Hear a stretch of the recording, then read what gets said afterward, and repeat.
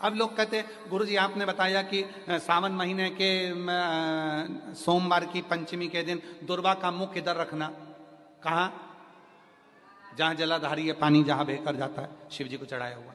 बेलपत्री की डंडी का मुख उधर रखना जहां जल बहकर जाता है। क्यों? लिंग पुराण पढ़ी है और लिंग पुराण में आता है कि जब डंडी का मुख जलाधारी की ओर होता है और उस समय पर व्यक्ति जो सामग्री समर्पित करता है, जल समर्पित करता है, तो जैसे जल बहकर जाता है और राह में जल को जो भी अड़चन आती है वो निकलता चले जाता है। शिव जी के चढ़े हुए जल को जो मार्ग मिलता है, अगर डंडी का मुख जलाधारी की ओर कर कर हम जब जल या दूध चढ़ाते हैं तो हमारी जिंदगी के भी सारे रोग और दुख समाप्त होना प्रारंभ हो जाए। तरीके 33 वर्ष में 6 बार आई है सावन के सोमवार को नागपंचमी। पहली आई 96 में, दूसरी आई 99 में, तीसरी आई 12 में, 2012 में, फिर आई 2019 में, फिर आई 2023 में और बाबा की कृपा से अब आई 2026 में।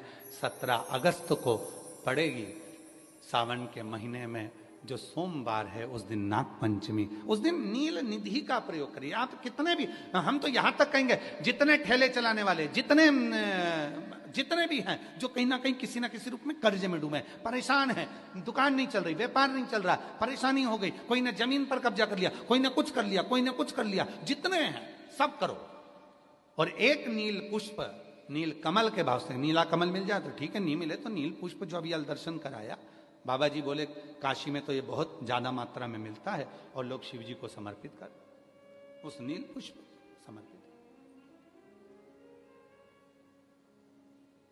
अगर भोले बाबा का सहारा न होता, अगर भोले बाबा का सहारा न होता तो दुनिया में कोई हमारा न होता, तो दुनिया में कोई हमारा न होता।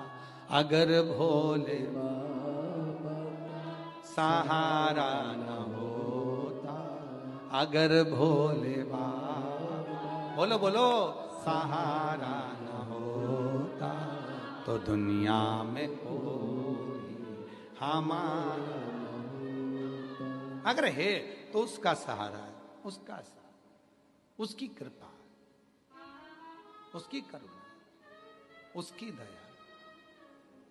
अब आते हैं जिनके बच्चे एजुकेशन कर रहे हैं, पढ़ाई कर रहे हैं, कंपटीशन एग्जाम दे रहे हैं और उन बच्चों का सिलेक्शन नहीं हो रहा, ठीक है, पर जितने बच्चे करेंगे वो हमको पत्र जरूर लिखेंगे कि तुम्हारा हुआ कि नहीं।